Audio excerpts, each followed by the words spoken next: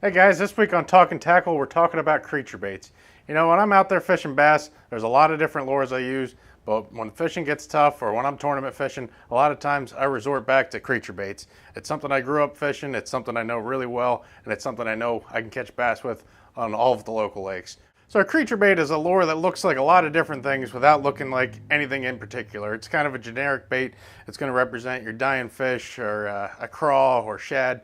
It mimics a lot of different things, so it makes it a very versatile bait. You can fish it in timber, you can fish it in weeds, and like I said, it's something I really rely on when I'm fishing these local lakes.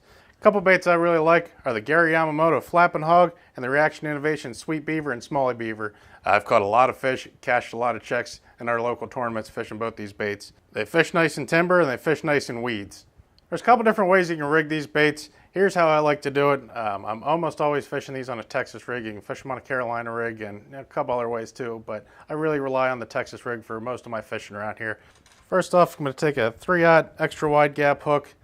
There's a bunch of good ones on the market, VMC, Trocar, Eagle Claw. Find one that fits your preferences and a price point that you like. When I choose a hook, I like to use the biggest hook I can get away with without affecting the action of the bait. For these baits, usually it's going to be a 3/0. If I'm fishing the Smallie Beavers or a littler creature bait, sometimes it's a 2/0 or a 1/0, but for the most part, we're using a 3/0 bait.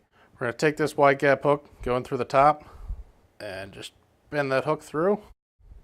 You want it to come up on that little point there. Then we're going to measure this point up and see where it's going to come through and push it through the bait.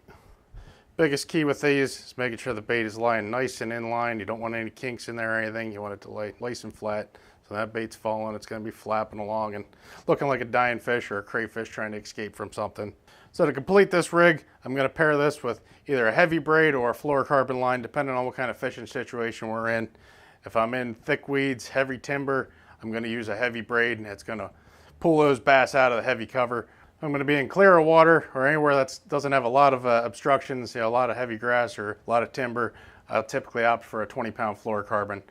The biggest benefit with the braid and the fluorocarbon, both of them have little stretch and are going to help you feel everything that's down there. The key with fishing these baits is bottom contact. You need to be able to feel what that bait is doing at all times. That's what's going to help you detect those very slight bites when a fish grabs that. It's going to also help you see what the bait's doing down there, whether you're ticking rocks, ticking weeds, ticking grass. As far as weights, there's a bunch of different options on the market. I tend to prefer tungsten weights for the most part. They're a little bit more expensive, but you're going to have much better bottom contact down there. You're going to be able to feel everything the bait's doing. When you're comparing lead and tungsten, tungsten is about twice as heavy, 3 times as heavy as lead. It's also much harder. So when you're pulling it along, you're going to feel every little bump down there. If you hit a rock, you're going to feel it.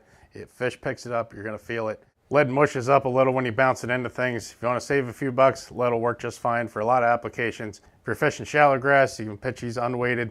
Nothing wrong with that. If you're fishing deeper water, you can use ½ ounce, ¼ ounce, up to an ounce even if you're in deep cover. And one last thing to consider is to peg or not to peg your weights. Most of the time I'm leaving these unpegged.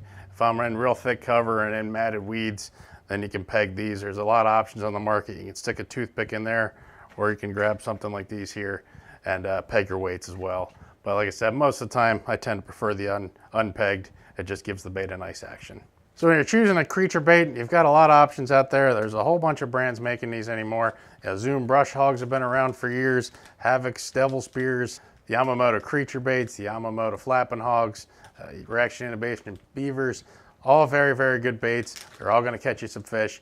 The biggest thing I like to look for though is when I'm fishing thick cover and I'm fishing heavy mats, I like something that's going to be a little bit more compact. When I'm fishing more open water, I like something with more appendages that's going to move a little bit more water and hopefully attract some fish. As far as color options, you got a bunch of choices out there. Anymore, it seems like there's hundreds and hundreds to choose from, but my color selection tends to be pretty limited. When I'm out fishing, if I'm in dirty water, I like the blues, blacks, darker colors. When I'm in clearer water, I tend to prefer the more natural colors, like your shads, your green pumpkins, your watermelons, anything that's going to look like the natural forage. So you want to catch more bass this year, stop in and check out these creature baits. I guarantee if you're fishing these local lakes, these are going to help you catch more fish. I really like them. Like I said, when I want to go out there and I want to catch fish and there's money on the line, this is a bait I really rely on. So stop in, check them out, and we'll help you have a great day of fishing. Thanks for watching Talkin Tackle. We'll see you next week.